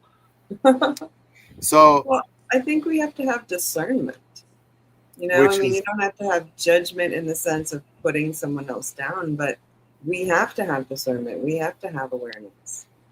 I think discernment is exactly the same as judgment, only it sounds nicer. Well, I think it's judgment without putting someone down, right? Like, that person is on their own path. I don't have to agree with them, but I do get to choose for me the path that I'm on. I think it's fair to say, because you're saying discernment is the same as judgment, but there's this difference of being dark and ugly. And it's like, I would therefore say, rather than saying don't judge, it's like, okay, can we do this without the dark and ugly? Yeah, I think that judgment shouldn't be a dark and ugly word. I think it has a negative connotation due to its use, or people telling you you shouldn't be judgmental. But I think it's a really important part of who we are, is to judge, to notice, to make decisions. So there is no fallacy about judgment. However, there are fallacies like ad hominem, and there's a list of very formal fallacies, but there's no fallacy about judge or judgment. And it's like, and I think that a lot of trying to figure it out, a lot of trying to solve problems, is that you're going to need to deploy a lot of judgment, or you could say discernment. But it's like, I do think though that figuring things out without the dark and ugly is where we're trying to go. Okay. I want to address the question that was brought up that was on the screen a second ago, but I'll leave out the part about judgment. But it was basically, what is the high road for when somebody presents to you the obey or else? And I kind of feel like I've been down this road so many times. First step is like, how do I try to bring a good thing here and possibly ignore the negative stuff of obey or else? But if they're going to make it very clear, hey, I said obey or else, and they're not going to allow me to talk about the subject matter, and that happens sometimes, I always choose or else. I don't obey. And it's like, if you're going to get right down to it and you're going to command me how to live my life, and you will not permit me to live my own life, I must be obedient to you, or else. I always take or else. And that's what's on the internet about, how I'm, in fact, not only is it on the internet about how I'm a dick, but I've heard from other people like, oh, I visited with this person and they said you're a real dick. And it's like, yeah, that's their obey or else. They told me how to live my life. When Jocelyn lived here, there was a guy who was a recovering drug addict. He felt like being here would help him fight his addictions. And this guy said, hey, can you convince Paul to stop being such an asshole? And basically what he meant was, can you convince Paul to be obedient to what I want him to do instead of what he wants to do?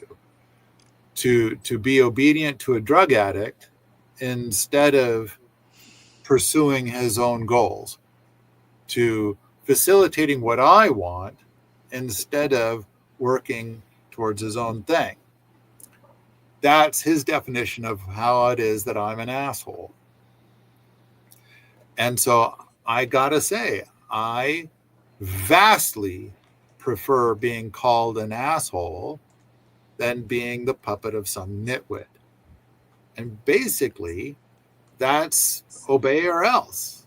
If you will not do what I tell you to do, I'm going to tell everybody you're an asshole. Okay. And then that's the stuff that's on the internet about how Paul Wheaton is such an asshole. And it's like, and there's other people too. And they're like convinced that I'm an asshole because I wouldn't be obedient. Now, a lot of it comes from like, I have a very large web presence that I'm in charge of. And then they use the word should. You should tell people that I'm amazing and that my project is amazing, instead of telling people about your project, And if I say, I'm not feeling it, don't be a dick. Just do what I tell you.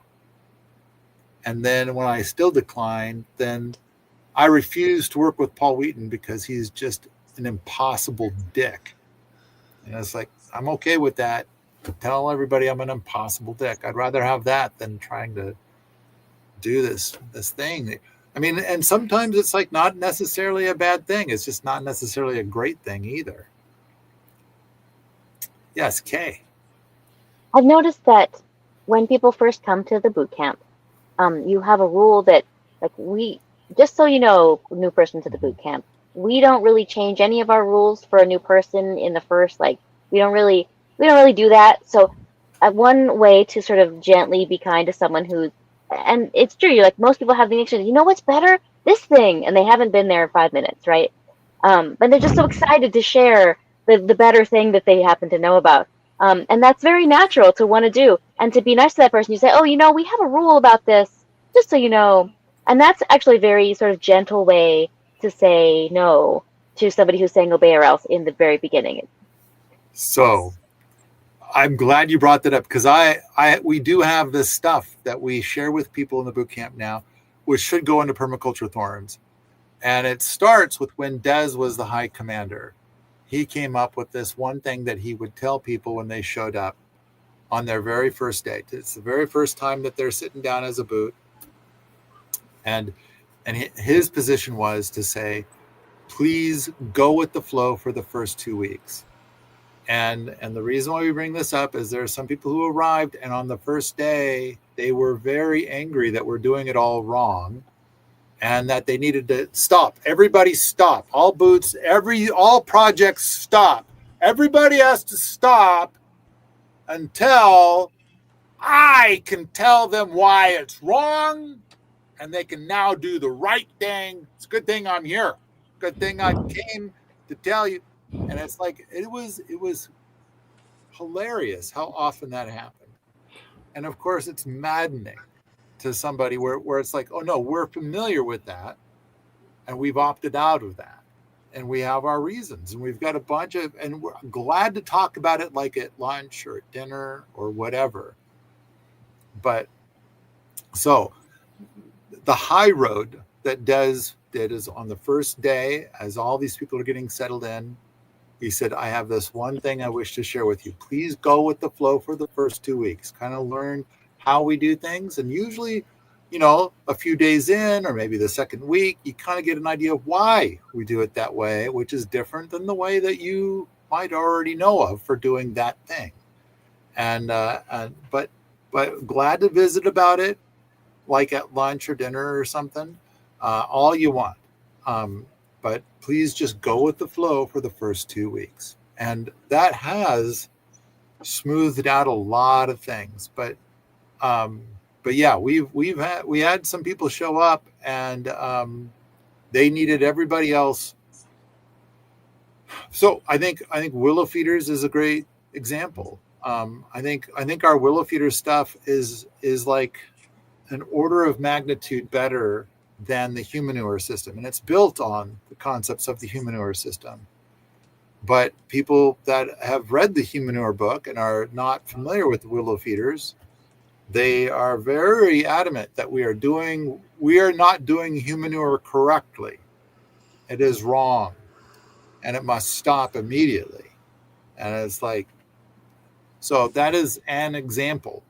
But there have been other things where they read a book by an author who advocated a path, and it's like, and our path is different than that path, and they were like, oh no, you're doing it all wrong because I read that book. And it's like, and I suspect that probably for a bunch of other farming communities or different kinds of collective groups or whatever, that yeah, they've read 3 or 4 books and they're gonna do that. But I kind of feel like where we're going, we're beyond a lot of these books. Like, we've read 8 books, and we're trying to solve problems that those 8 books didn't solve. And it's like, so that's the direction that we're attempting. And it may be wrong, but it may be right. It may be better. We're trying it out. It's an experiment. And so, but yeah. So now there are 6 things on this list And I was thinking, like, maybe we need these 6 things to go into the Thorns book as part of like first day for new boots. So number 1, go with the flow for the first 2 weeks. Number 2, 95% of the stuff that is going to be going on here is for current and future boots. And so basically you'll be growing your own food or the food of future boots, and you'll be building your own bunk or building a bunk for a future boot. Only 5% is like not of direct value to current or future boots. And that last 5%, I think it's kind of debatable. Like, is it helping out with an event that's going on, or is it prepping for an event or cleaning up after an event? And it's like, okay, is that really for the current or future boots? Maybe, maybe not. It is kind of, so we say 95%. And it seems to be like a number that the boots that have been here for many months, it seems like they think that, yeah, 95% is about right. Number 3, the boot camp is what you make of it. And then we point to the greenhouse. And it's like, and this comes from, we had a guy once who was here and he thought the boot camp was weak shit. And so he left. And it's like, I gotta tell you, Stephen was glad to see that guy's back. Like, that worked out great for everybody. Thank you. And so, but he said it was weak shit. And it's kind of like, is the greenhouse weak shit? Because basically Josiah stood up and said, I want to build this greenhouse. And he'd been here for like 9 months. I want to run point. I want it to be a thing that I built. I want it to, and so the greenhouse exists. I think the greenhouse is a very beautiful thing. Greenhouse is badass. Yeah. So I kind of feel like the boot camp is what you make of it. Number 4, take 5-8 times a day. And so I think that in the first week, it is a lot. I do want to say that we had a gal here recently, and I think she said that she's lost 60 pounds while she was in the boot camp, and she still ate as much as she wanted. I don't know if you guys have seen pictures of Esteban lately, but boy, that dude's getting fit. But the thing is that we had an excavator here recently, and I was the primary operator. And I've got a little step counter that I would keep in my phone sometimes, and it was telling me like I was hitting these huge numbers of steps in a day, and I was only putting in half a day. And it's like, so the physical activity is not brutal, although once in a while, it's like, okay, we're going to go get wood to put in our firewood racks for the upcoming winter. And that can sometimes be hard work, but we say take 5-8 times a day. Sit down, rest, take it easy. And for the first week, it can be a bit tough.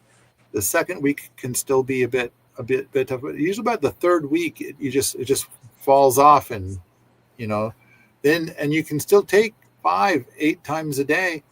But then a lot of people don't want it because they're wanting to get it done. Right. So. But we do say take 5-8 times a day. Don't try to keep up with the superstars who are just like, achieving these physical acts. Oh, here we go. Welcome to our cult. This is number 5. Welcome to our cult. Being good is about growing gardens instead of being angry at bad guys. And then, of course, the rest of the cult stuff that I've addressed before. Number 6, the last item. Please help us nurture our community and getting stuff done. It's easy to destroy community. It's almost as easy to build community. So we're just saying, please help us build community. It's just a little tiny thing every day, just a little bit. And boy, that number 6, it really shines through with good people. Good people come and they do all kinds of little things to help everybody else. It really makes a difference. And then I add one more thing. I've got a note here. If a person comes to the boot camp and they spend 4 years in a commander role, I will give them Allerton Abbey, which includes the greenhouse and the acre of gardens. Wow. So, but I kind of think that when it comes to this recipe to build a community on all kinds of different homesteads, I think it's fair to say, to have a little incentive, like you put in 4 years of helping us make this work, as opposed to just existing within the program. Then, yeah, there's as part of it, there's going to be some creating of gardens and creating some natural buildings and stuff like that. And so, we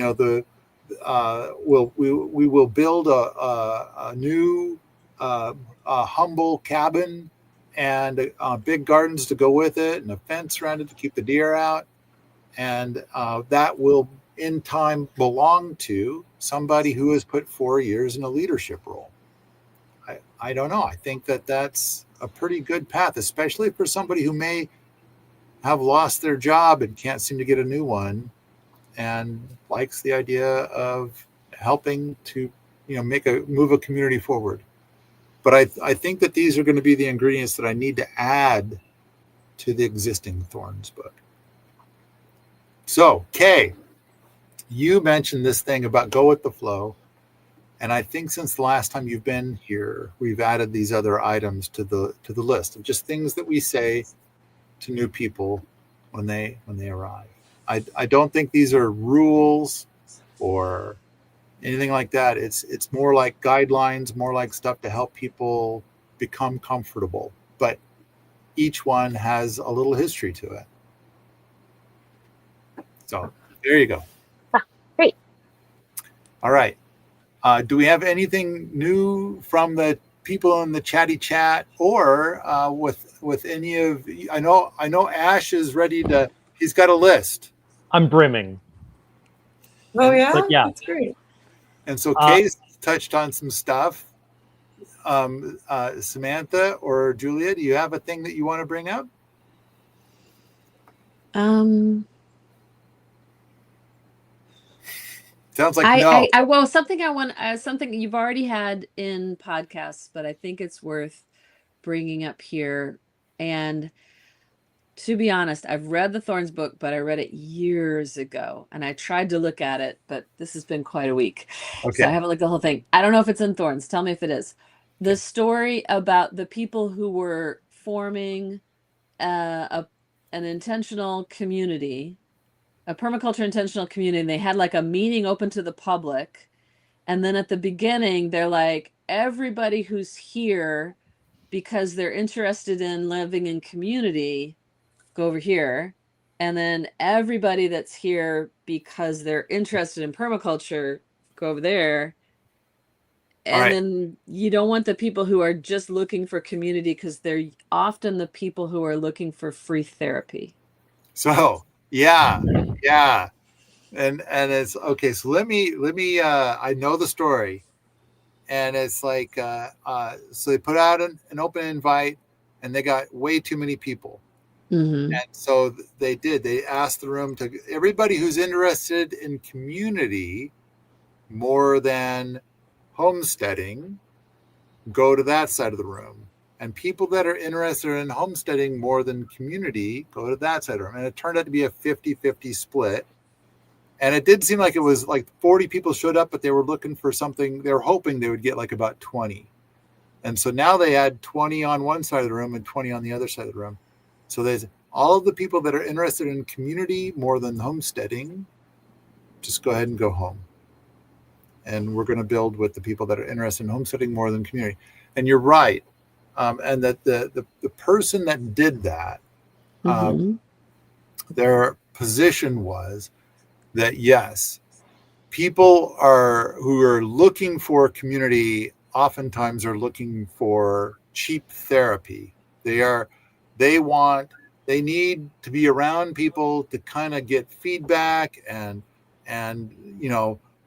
but they've got issues that they need to work through. Mm-hmm. And they need other people to help them work through this stuff. And which is a euphemistic way of saying drama.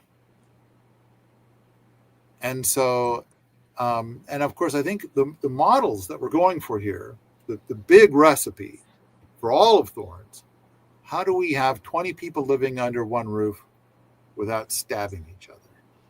And a big part of that recipe is, how do you grab hold of the drama knob and turn it from 11 down to 0.5? And it's kind of, because you're never going to get rid of drama, but wow, community is such an incubator for level 11 drama. And what we want is to have peace and loveliness and hearts, flowers, and rainbows. A good, wholesome, healthy exchange with lovely, lovely people, as opposed to horrible, horrible, dark drama of just, the obey or else, the hostilities, fallacy, etc. So how do we have the loveliness without the ugliness in community and all that implies? So, I can't remember. Is that story in Thorns right now? I don't recall specifically. It's been about 5 months since I read it or finished reading it, and I couldn't find it in my quick finds, but that doesn't mean it's not there. That's right. You read it right after you were here. You were here this last spring, I think, or winter. Yeah. Tracy and I went up there in the spring, and as a preamble to going there, and then while we were there, and then after we were there, we do something. I read books, and I read out loud, and she listens. We call it Ashable. And so I was reading Thorns for our Ashable. Nice. And there was a lot of, oh, yeah, that. Yes, I've seen this too. And a lot of, oh, shit, this thing, yeah. I haven't dealt with that. That sounds terrible. And then all the other stuff that I'm brimming to raise. But I want to make sure that I don't know if that story's in Thorns right now or not. I can't remember. I don't think it is. I think it's not. Okay, so worth bringing up. That one seems like a really good one to be in Thorns. Mm-hmm. So, Samantha, do you have one to bring up? No, I want to hear what Ash has to say. He's got so much to say. All right, Ash, what's next? I have a bunch. Okay. Dovetailing to what you were saying about how we want to get people warmed up to living in community and like skilled up to living in community. And in Thorns, one of the to-do items is the nobility filter. And another one is the 80th percentile of when you're around people that are the 80th percentile, it kind of raises your score. What I think it's similar to the thing of, you're the average of the 7 people you spend the most time with, right? That kind of aphorism or observation. And we've talked about some of these nobility filters, right? Listen to 200 podcasts and then show up. Be in the boot camp for 6 months. All these different attempts, experiments at filtering people out, having a good filter to only let past the people who are aligned with values at wherever the place is, in this case, at Paul's place, and who are willing to and have the skill to be like lovely most of the time, right? And I'm curious what other nobility filters that you're contemplating or have contemplated, and how that feeds into the, kind of raising that 80th percentile at a community. Okay, first I want to say that I think that the thing I say is it's easy to be lovely and delightful when everybody else around is being lovely and delightful. Mm-hmm. And you only find out who is truly noble when the shit hits the fan. And and at that point, 5% are noble, meaning they will try to take a horrible situation and smooth it out and make it better for everybody. And the other 95% will make it worse. And sometimes they make it worse because they're just nefarious. But a lot of times they make it worse because, they just got their arms up in the air and they're like, oh my God, will nobody think of the children and we're all going to die? And they're just panicking. They don't know what to do. They're not nefarious, but they ain't noble either. And it's like they're not keeping a calm head. They're not trying to make things better. They're reacting. They're just and I think the 95% are human and 5% are noble. So you said 80%, I'm saying 95%. Okay. All right. And I may be conflating a couple of the to-dos that are unrelated. So that might be my bad. So I kind of feel like, we got to design a system that'll work with probably the best 60%. So the people that are nefarious, we can't have them in community. It's just not going to work out. And then there's a spectrum between noble and nefarious. And I think we can do the top 60%. But I think that the lower 40%, we can't work with. We can't, at least we don't have a design yet. And it's also possible that those other people, they will be in the top 60% in a different community, just not this one. Mm-hmm. And I have a bunch of other. We haven't been able to really do the experiments yet, but we've learned enough along the way to try to optimize our systems quite a lot. But I kind of feel like to do the experiment, we need the boot camp to be basically full for a couple of years of the same people, really. So what we need right now is like a dozen people, butts in boots, to come here and be in the boot camp. And they're going to be here for years. Now, we do insist that when people join the boot camp that they come for a minimum of 1 week. And it's like, I think it's got to be fair. Like, you can come and you can go anytime you want. We can't say like, oh, you got to be here for the 2 years, you motherfucker. No, like if they're not happy here, I want them to go. And it's like, so when it comes to the filtering that was being asked about, I would say self-pruning is the best filtering. And Diana Leaf Christian says, make it difficult to get in and easy to get out. And I think we work really hard at making it easy to get out. And because if you don't like it here, that dislike will only fester if it's difficult to get out. So, wow, we make it super easy to get out. And I think that I'm not sure. Does that address the point that you're bringing up here? Some. Damn, I had 3 thoughts come up at the same time while you were talking about that. One, you mentioned right at the start of the beginning of the Smackdown, boot camp being full. And I ask an overly simplified question, and feel free to deflect or bend it as you need. What does the boot camp being full look like? Like, how many butts in boots is that, roughly? I think that if we had 20 people in the boot camp, that would be full. And then I think a critical... And for that 2-year period, like you said, right? I think so. Do I mention the pig bucket problem in the... You betcha. In Thorns? Okay. Well, one of the things I think would be critical to have is people here long-term, and that there would be 2 groups. And I'll say there would be 1 boot camp of 10 up at the lab and 1 boot camp of 10 at base camp. And I think that any new boots coming in would come into the base camp boot camp. And then the lab boot camp would only, when they have an opening, they would accept whoever is the very best from the base camp boot camp. And so, like the multiple villages that you talk about in Thorns. I do know that, there was a place, I can't remember what I know what it's called in real life, and I can't remember what I called it. I tried to, change the name to protect the innocent kind of a thing in the book.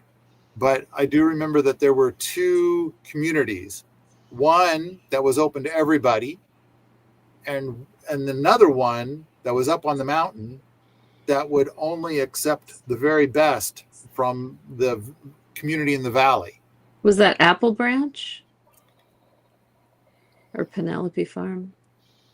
I would say that if it's in the book, I would have possibly called it Apple or Apple Branch. Sure, that sounds. I'll say yes. Okay. And then the story of Penelope Farm is a different story. But yeah, Apple. There would be the valley community and the mountain community, and it's like, and I think by having that, then the people in each community aspire to be a little bit more, because the people up in the mountain don't want to get demoted to the valley, and the people in the valley aspire to be promoted into the mountain. And so people will try to be better community people so they can, go to the better thing, I think. And we've never quite gotten that far. And so we did have a time when we had 17 boots in the boot camp. And we did have a lab boot camp and a base camp boot camp. But it was a mess. And everybody was really new. So we didn't really get to do the thing that we wanted to try to do. So anyway, did I respond adequately to whatever was being brought up, or did I just wander off into the weeds? Those were exactly the weeds I wanted you to wander off into. Was the structured way to, and this is another one of the to-dos, encourage nobility and integrity, those techniques. And obviously this sounds like a structural level, right? I do think that this would encourage people, encourage integrity, and encourage a wholesomeness. And because otherwise, what are your motivations besides building community in general? And that's a little vague. I do have, we're getting to the point where we need to wrap up for the day. And I kind of feel like maybe Andreas has picked out some of his favorite comments from the chatty chat. But I do have one thing that I made a note about that I would like to add. And I think that this is not in Thorns right now. The captain dines alone. I think that there's a to-do marker. It says to-do. The captain dines alone. And this is from Ernie Wisner when he was here. And I think it was related to when I wrote Breakfast with Spider-Man. Is Breakfast with Spider-Man in Thorns? Yes. It is. Okay. And so I remember Ernie sitting in a rocking chair out in the living room, and he had his coffee, which he does this with. It spills coffee fucking everywhere. As he talks, he gestures with his hands while holding a cup of coffee, and it just goes everywhere. It's just what it's going to be like to have Ernie around. And Ernie is so great, but it's like you're going to have to put up with some coffee stains. All right. So, when talking about Breakfast with Spider-Man, Ernie, who used to be a Commodore, he was in charge of I think 6 fishing vessels. And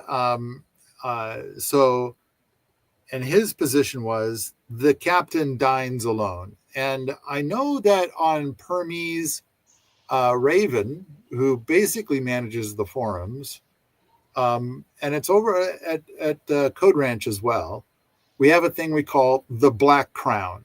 And I don't know if I mentioned the Black Crown at all Yes. Oh, I do. Okay. Yes. So I kind of feel like the captain dines alone is kind of a bit of a tip to the whole concept of the Black Crown. And it's kind of like, if the captain joins in with eating with everybody at every meal, the Black Crown loses its effectiveness. And so when writing Breakfast with Spider-Man, I realized, because the thing, when I created community, I want to be able to sit down with a group of wonderful people and visit 3 meals a day. That is what I want. And what I learned just a couple years in is, if I want to have community, I can have that for other people, but I cannot have it for myself. And so, I don't know, I still try to join people periodically, like usually at lunch. I'll go out there for 10 or 15 minutes, and then I start to get that Breakfast with Spider-Man feeling, and I withdraw. And then once a week at Taco Tuesday. When Jocelyn lived here, she felt very strongly that I needed to stick around after Taco Tuesday so I could talk to anybody who felt the need to talk to me. And I think that was a very good point. And if 10 minutes went by where nobody asked me anything, it would be wise to bow out. And this is The Captain Dines Alone. And so basically it's a little bit like, okay, the guy that makes all the decisions is cramping your style. You want to talk about fun things and stuff, but what if you say the wrong thing? And on Permies.com and the staff at Permies.com, every once in a while, I'll say, okay, let's not do that. And somebody will get really upset. And a bunch of other people on staff will also get upset on that person's behalf. And it's like, yeah, but all I said was, and it's like, yeah, but you're Paul. I mean, if anybody else said it, it'd be fine. Nobody fucking cares. But you said it. And so it could be interpreted as you think they did bad. And now they don't, it's like you told them that they're bad and they give a shit about what you think, and now they feel shitty. And so it's like, yeah, but I didn't say that they were shitty. I said that we're going to do it a different way. And it's like, that doesn't matter. So it seems like once a year, I need to play my role on the staff at Permies, but thankfully Raven's there and she does it 98% of the time. And therefore, the whole Captain Dines Alone thing is working. But it's like, I do kind of feel like I can't have the thing that I want. I mean, I went to all this trouble to build a community, but I kind of, now on Taco Tuesday and some other times, I do get the feeling that there's like 2 or 3 people here who really are interested in talking about all this stuff, and they drag me into it, and we have a beautiful conversation, and it has been the thing that I want on one meal out of the week. And it's lovely. It is really lovely. But I do feel like I keep telling myself the Captain Dines Alone. If I stay, it restricts the beauty of community that I wish to build. So there you go. I made a note to myself. I wanted to mention the Captain Dines Alone. And it's for all of those reasons that are inside of, or not all of them, but a lot of them, that are inside of the bit about Breakfast with Spider-Man. All right. I think, okay, we've gone 2 hours, and I know that Andrea says when we do this, definitely don't touch 3 hours. And so it seems like we're generally shooting for a little over 2 hours is about right. So we're at that point where it's about right. Has there been anything else in the chatty chat that would be worth addressing that we should bring up? Oh, and look, there's Andreas. No, in the chat we've had a lot of conversation, but no more questions. Okay. All right. Ash, you want to do one more? Honestly, I think the Captain Dines Alone is a great bow to tie on it all.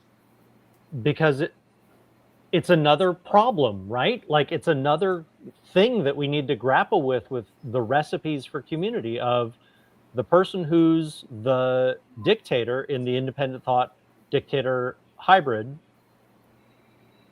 doesn't get to enjoy the fruits of their labor. Like that's not a finished recipe. I want that to be better, right? And my thought goes to, oh, maybe that means that the person who wears the black crown for community A lives in community B, and then there's only the black crown for community B. Like, okay, they dine alone, but maybe community B can handle more of the black crown around because it's community B. Like, my mind starts going to like, how can we fix the thing?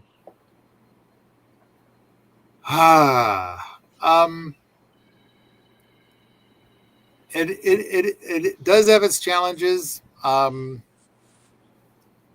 mean, I think part of it is it's like step one, get enough people here long term that we can actually, have community really try out these things. And I think that you're not a success until you have probably at least a dozen people that have been there at least 3 years. And so I wish to invite more people to come and do this experiment with us. I also want to kind of say I have had pushback on the captain dines alone. They say the captain never dines alone. And it's like, okay, I want to be clear. Ernie Wisner said the captain dines alone. That actually happened. And then he basically explained why, which is kind of a little bit of a Black Crown stuff. And it's like, and so I'm not saying it's absolutely true. Sure. But I do think that there's a great deal of truth to it. Yeah. It's not a hard rule, but it is a thing to contemplate. It feels like a way of doing things that's built of truisms. Or probability isms. Yeah. And it's like things to contemplate, to try to figure things out, things, to try to mix into the recipes, to try to end up with a good solution. I wish that we had enough people here trying to get it to work, so that way we can then move on to a new book called Gardening Gardeners. And it's the solution, or it is a solution, and or it is a recipe for community that is different than the others. And perhaps 50 years from now, we will learn that this recipe has a 60% success rate, whereas the current recipes have a 5% success rate. And so that's kind of the goal. But in order to be able to write the Gardening Gardeners book, we need to have this success. We need to have metrics for success. We need to get to the point that it's working. I think we've got a really good recipe right now, but we just need to get the people to come out here and subject themselves to human experimentation.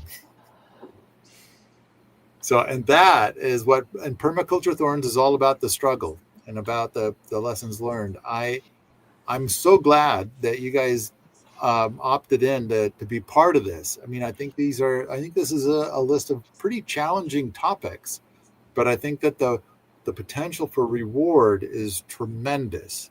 Not only rewards for each individual participating, but global rewards, as well as solutions to current problems. But it's like when people ask for solutions to current problems, like, what do I do now? What do I do today?